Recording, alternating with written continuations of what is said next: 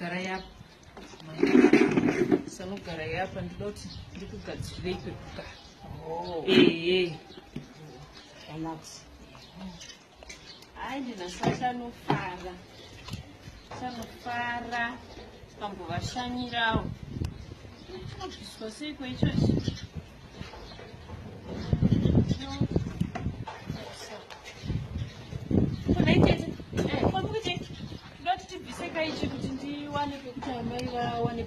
Munobvisa kasiti kuti mama wane pekugara. Why? Muda kuendepi? Handisita tinopfura muchiti siyo kumufakosi. Mika, vaya. Nzvimbo yemwana wangu. Munobvisa kasiti mumota kuti mai venyu vagare mumota umu. Imi tete Mika. Kasiti haibude mumota mukuzvinzwa. Ndakatenga mota ine kasiti inzvimbo yemwana wangu. Mukuzvinzwa. Munoenda kupi? Aiwa kasiti ika marume zuro chaiyo wakufa vakaenda kubhoda vakatochigururura ichochichi vakatoenda saka imimi mukutarisa basa rekuti munenge muchiongorora zvitwa nehanzva dzenyu panapa nditi ndimuda kuona kuti mumota kasiti yazobuda here yazodini. This is my car. Handisika hanzvadzi yenyu nemota yake ine zuro yaigesa mota yangu. Mukuzvinzwa? Saka ichitosvika seiko namai chipatiro kwacho handiti takatomirirwa kune tete pamakabva kumusha kwetangu makatiudza iro kuti kunoenda kwamaichipatiro. Izvezvi akuudza kuti ndikudaka nerodho kwamaichipatiro ndiyani? Inoni zvambotaurwa makuseni wani zvitange zvanga zvawirira. Alright, it's okay tete.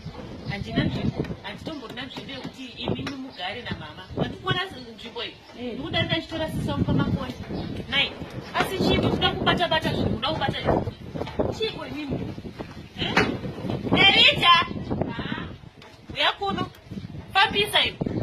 Nai, kana wada kubvisa kasiti yemwana wangu. Iwe enda uchitambokazunga herewo. Waita sei usizvona zvawaita? Ndakakuudza kuti hama dzemurume kana dziri panapa ndikavhire ndizvauda kundiexpose. Vanofanira kubva panapa vachiziva kuti iweyo ndiwo nemwoyo wakashata. Handiti ndakuudza kuti ndidzisire mvura yekugeza, ndakuudza kuti ndibikire breakfast kare. Nezvidenda kuda kare one chembere yakunditeera basa resu. Ndokuita sei koko? Vanhu ivo vakukonzera congestion panapa papa ndichazvida manje. Nai. Ndozvandisingadi izvozvozvo. Ngiri naita sei? Wageza mota here? Unofanira kuva responsible kana hama dzemurume dziri panapa.